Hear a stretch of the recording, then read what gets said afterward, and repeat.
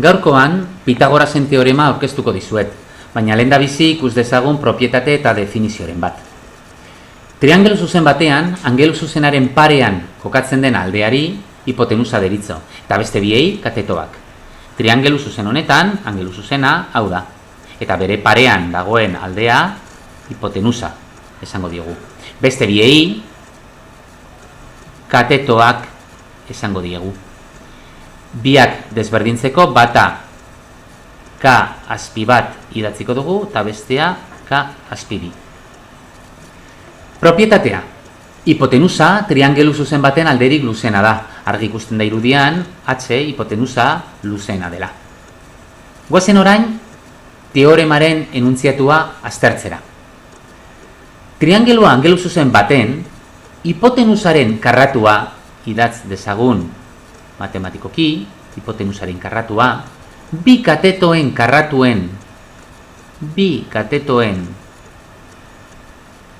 karratuen batura berdina dira.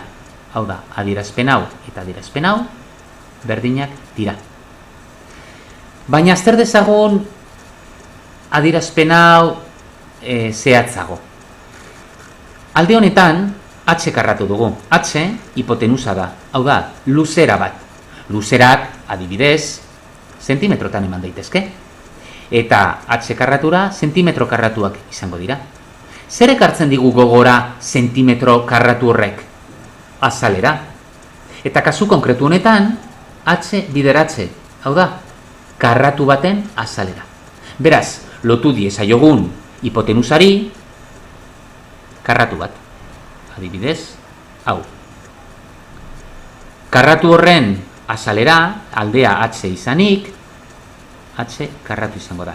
Gauza bera egin dezakegu, beste aldeekin. Lotuko diogu kateto bakoitzari, karratu bat. Kasu honetan, K bat karratura, eta beste katetoari, K bi karratura. Baina jar dezagun adibide konkretu bat. Adibidez, demagun hipotenusa 5 cm direla, eta kateto hau 4 cm direla, eta bigarrengo hau 3 direla. Karratu honen azalera, H karratu, 25 izango da. Eta karratu honen azalera, 4 karratura, 16 izango da, 16 cm karratu, noski.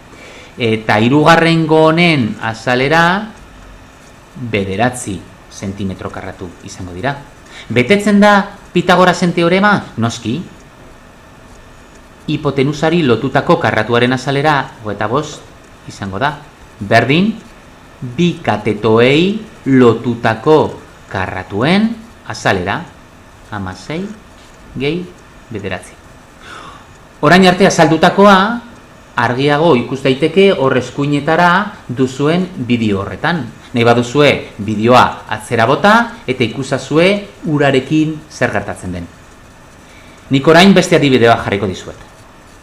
Demagun, triangelu zuzen hau dugula eta galdetzen digutela kateto honen neurria. Zergatik daki katetoa dela? Angelu zuzenaren parean dagoena hipotenusa delako, beste biak katetoak izan behar dira. Aplika dezagun adibide honetan egindakoa. Horretarako kalkula dezagun lehendabizi karratu hauen azalera. Karratu honen azalera 10 karratura 100 cm karratu izango dira. Eta 6 karratura 36 cm karratu. Beraz, zein izango da beste karratu honen azalera? Hipotenusari lotutako karratuaren azalera 100 bada, hori izan behar da berdin, 36 gehi, azalera honi A esango diogu, gehi A. Haren balioa, 136, 64 cm karratu. Hori, karratuaren azalera da. Zenbat izango da alde honen neurria? Kateto neurria izango da 64 erro karratua. Hau da, 8. Beraz aldea 8 izango da. Orain, zuen kontura, honako bi ariketa hauek. Honetan, kateto honi lotutako karratuaren azalera eskatzen digute, eta beste honetan hipotenusaren luzera. Kontutan izan, datu desberdinak ematen dizkigutela bi ariketa horietan.